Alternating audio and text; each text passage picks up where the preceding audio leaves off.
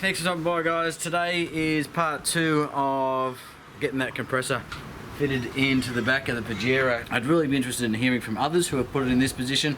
Certainly a post on Facebook and the guys were saying they've had it in there for years, it's worked well, no problems. We'll still think about getting around to doing those fans, but that may come at a later date. Again, this is a pretty big job.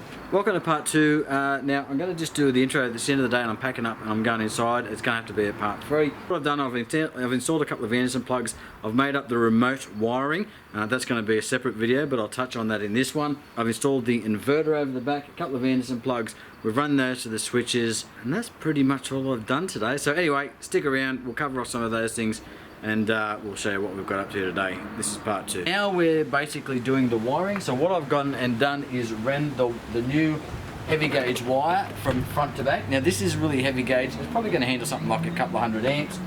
We're going to go into the splitter here. The splitter is going to go into the lower gauge stuff, which is still capable of handling about 100 amps, give or take, for all the connections from there. So from this point here, we're going to have a connection that's going to go to the DCDC charger. We're going to have a connection that's going to go to the compressor itself, and then we're going to continue on the connection from the front to the back to the Anderson plug, and that's going to run the little Ridge Rider 20 amp DCDC charger that we've fitted in there. The one heavy duty cable coming from here, going into the splitter, and the splitter is going to go to all those 3 different points.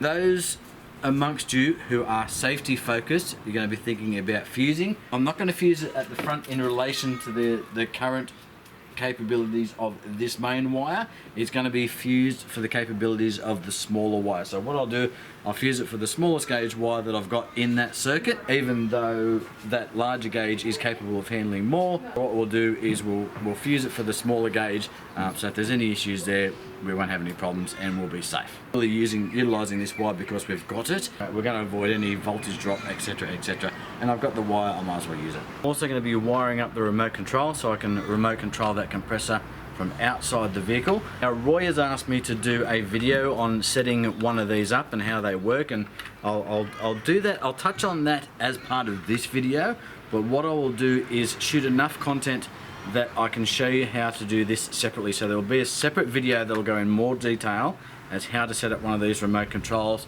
to power your compressor or anything that you want to put on a car. I'll show you how these work and we'll do a separate video on that. Something else that I'm going to do that will be coming up in a future video is I'm going to go and upgrade all the grounds that are in the engine bay. So we'll do the battery to chassis, we'll do the alternator to chassis, and we'll do the engine to chassis. Again, I've got this extra heavy duty cable.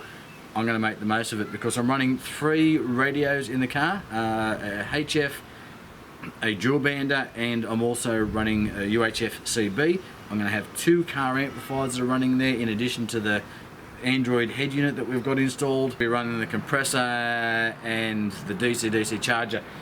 Doing all of these heavy duty wire on the positive side of it, but what we're going to do, we've got to match that with the negative side, the ground side. So sometimes the grounds that are in your engine bay from default aren't that great. They can be quite thin. We'll have a look at that. I think they're fairly decent, the Pajero, I don't recall. So I'm going to go around, I'm going to make up some new cable, and we're going to bulk up those grounds as well, which will help with the HF reception on the antenna on the car. Anyway, right, so we've got the main wire ran from the front to the back. I've knocked up the cable, that's all good. I've got to put a new crimp connector on the front of that. What I have done though is remounted the fuse box that I've got over the back, just make it a little bit tidier. Our rear footwell, this is my auxiliary battery, which you can see I have connected back up, so I have to remember to disconnect that. I connected that up just so I could run the wires and I could make sure that they were going to reach, etc.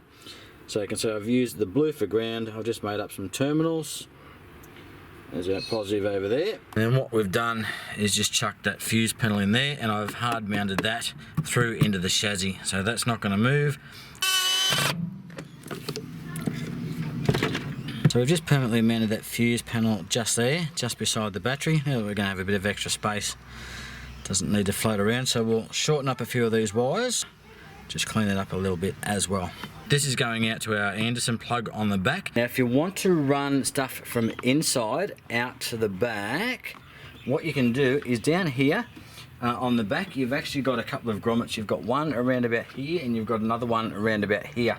They go out the back. So between the rear footwell and the bumper, if you reach up behind the bumper, you can actually run wires out there, and they're a good size. They're probably I don't know, 15, 20 mil or something size wise. So make sure you stick a grommet in that, obviously, if you're going to be running power cable through it, and make sure obviously you have everything fused there as well. Now this fuse panel actually has a ground block in it as well, so you can see this is our positive, these are all fused, and then we've got the ground block as well. So what I've done is run the ground off the battery, and just for the purpose of tidying everything up, I am going to run all my grounds down here. So you can see this is our Anderson plug coming from the back.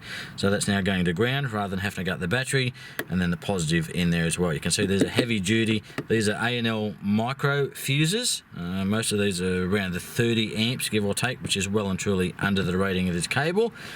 And you can see this is our heavy gauge wire coming in here. That's our new stuff. And then just going up to the battery terminal here. I've got two Anderson plugs on the back. I've got one that's running off the auxiliary battery, and then we're going to have one running off the main, which we've already got, but we're just upgrading that wire inside. Just for those who wanted to know, you can see this is how I've mounted the auxiliary battery.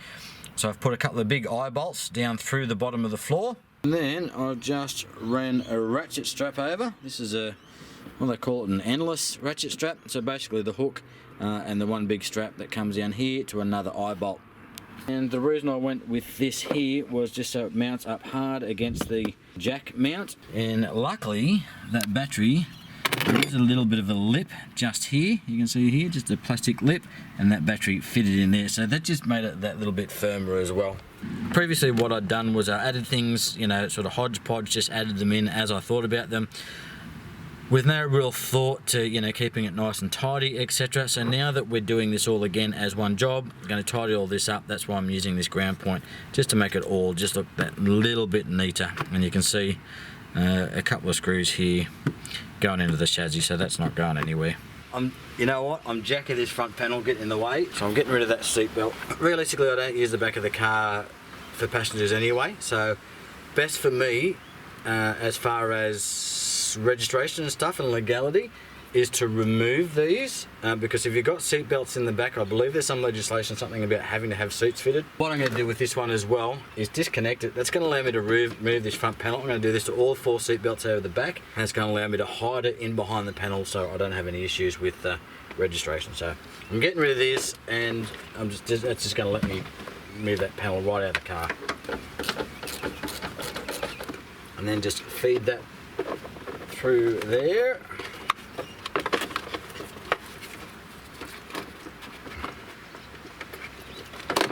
As well, and then we'll just tuck that up. I might put a little bit of tape around that just to stop it from rattling, and then that'll just tuck up in behind the panel, and nobody will know it's there. And now I can actually get this panel out of the car, because I've been dodging it the whole time, and just make that, give me this a little bit of extra room just to move around. Now what we might do is just test this before we start pulling everything apart, because the next thing I need to do is to pull that panel off. Now I really want to make sure that this is working before I go and pull that panel. So just going to roughly connect it up. I get some power to it, might take it from the auxiliary battery or the front battery, not sure yet. And we'll just make sure it's working. Let's see whether this is going to work.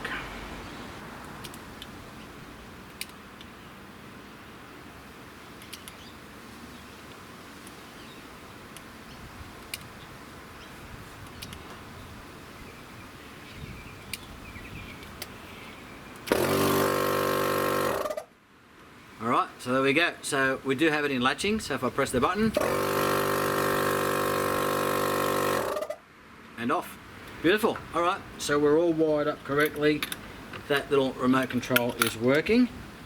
So that's good news. So it's time to pull that back panel off and get this wiring finished. Okay, so part of this job is going to be playing around with this switch panel that's in the back corner. Now I never actually showed you the install of that. I probably should when I got around to it. And there is our switch panel there. So this is our right side rear panel, which is where you've got your ciggy socket over the back. Now when I take this off, I will show you, there was an air vent that was running down here, and I had to cut that off to get this fitted. Basically it comes up from the front up here somewhere. I think if you've got a higher spec model, it might be part of your aircon system, something like that. Obviously I had to cut this out and drop this in. Now I did pick this up. I got this for an absolute bargain for about 25 bucks online. I wasn't looking for one, but these normally run for about $40 odd. Link down in the description for this when we get around to it. So what I'm thinking of doing is I'm going to disconnect this, and I'm going to, for the time being, I really want to put a new one of these in, but I don't have one. So I'm going to run this off the auxiliary battery. We've already got one here in our switch panel, and we've obviously got our USBs, and this little thing just gives us our voltage of our auxiliary battery. Now at the moment I just have the two things connected up. That's the light on the outside of the car under the Foxwing awning, and this one is for the inside of the car. So they do say that these are 20 amp switches, and that is correct, but I'll show you on the back of that, because the feed wiring is then just piggyback from one to the other. So whatever wire you're feeding to one really needs to be, you know, if you want to use all that 120 amp, it really needs to be 120 amps. But the jumper wire that's going between them, sure as shit, is not capable of handling 120 amps. So if you wanted to run 20 amps off each of these, you really need to feed them with sufficient wire to each of those individually, rather than thinking you can just feed one wire in here and then run 20 amps off each of those. You're just not going to do that. Start pulling this apart the same as we did the other side. So literally we're just going to pop this top panel off so we can get to the screws there. There is going to be some screws down the bottom here. One there is normally one there, but we're missing one. There's another screw there, and then we are literally just going to pop that panel out.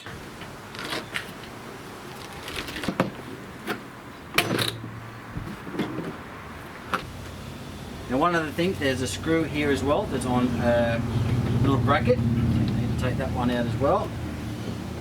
This is a little bit different to the other side. But basically that screws just above that opposite section where we've actually put the compressor. Now when you're pulling this panel off, there's the little, that's the wires going to the little cigarette lighter socket. So just unplug those. Now you'll note that I don't have this wire connected on this.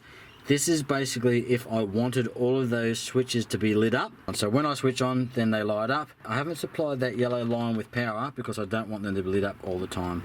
You can see there we've just done a big cutout and then just screwed that into the section. And here is that piece of, I know the light's not real great guys, but here is that piece of, I guess, air vent that come up. And it actually came right up to here. That's our feed line. This is our negative, which is grounded, and I've just grounded it straight to the chassis just there. So this job's just getting bigger and bigger as we go, because I find little things that I want to do whilst I'm in here. So I've just gone and knocked up a couple of Anderson plugs on the end of that 50 amp cable. So each of these is going to have its own switch off that panel. One is going to go to the fridge. The other one is just going to be a spare Anderson plug that I can plug whatever I want into it. While we've got all that apart, I'm going to put this on another switch as well. This is my little 350 watt inverter. Again, another video up there if you want to go and have a look at the little review of it and things I've been running off it. Typically when this goes with me, what I charge off this, what I do is put my battery chargers on it from my Ozito chainsaws, so they normally plug in over the back. I have been taking this between the caravan and between the car, but ultimately I really like this one because the socket is like that. So once I actually mount this down, now I don't know what I've done with the mounting brackets, but I'll have them somewhere. Once I actually mount that flat on the panel, it means I can just reach the socket there like that rather than having it on the end. And I am thinking about just going and getting another one of these for the caravan. So I've been happy enough with this, so I'll actually have two of them. It has a little USB socket on it as well, and the switch and fan. So what I'm going to do reluctantly is chop off that Anderson plug. We're going to mount this over that back right hand corner, and then I'll run that straight to the switch. Thinking about keeping it portable so I can put it in and pull it out, but ultimately for 130 bucks I'll just go and grab another one for the caravan. I'm actually going to try one of those Geandals, one of the cheapies off eBay, 600 watters. Everybody's been recommending those to me, telling me they're a pretty good job, so we'll go and grab one of those. We'll do a review of that later on. There are no tabs on the side of this that you can just screw it down, so because I've thrown out that box, it means I can't mount it down. And I could try and put a strap around it or come up with something, but I'm a little bit pissed about that because realistically I quite like this little inverter, and again just convenient, but there's no tabs or nothing for me to lock it down. So a little bit of forethought, dometic, just, you know, I know it looks nice, probably with your nice little bracketry and all that. There's somewhere, you know, it's in a box somewhere and gone out to the skip, but now because I don't have that bracketry, I can't just mount that down. I think that's going to work nicely. It'll be out of the way, because we're just going to mount it there to that panel there. And we'll see if we can get that screwed down. These screws have got a nice little lip on them, you can see on the head. So what that's going to enable me to do is to screw them in and butt them right into that little ledge, and hopefully that'll be sufficient. Alright.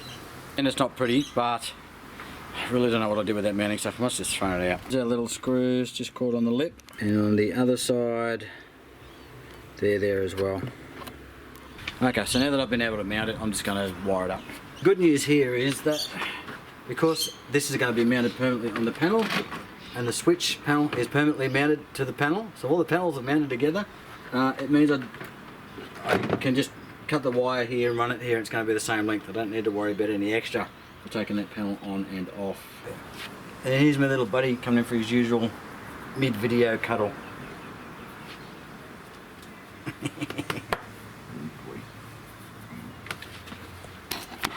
What he's telling me is I haven't fed him at all today, but neither of us had a feed. We've got to get into this. So what I'm doing, I've just drilled a hole under there, and then I'm just going to run these cables through. Now realistically, I probably should put that lug on last. Now I need to drill a bigger hole.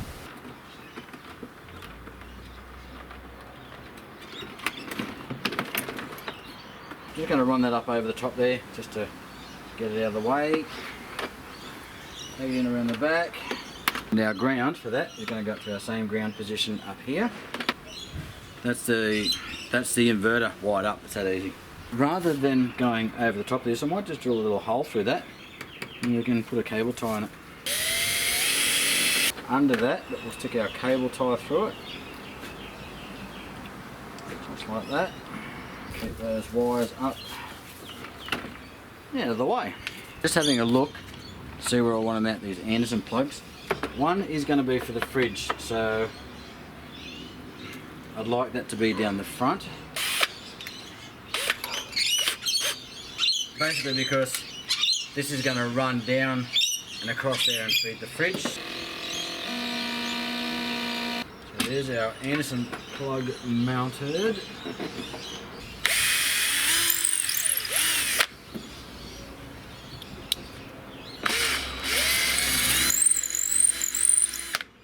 Mine haven't mounted up the top. Really anything I'm going to mount is going to attach to it's going to be down the bottom. But yeah, let's stick it up the top. Let's stick it up the top. Why not? Again, yeah, these are all just for ideas for you.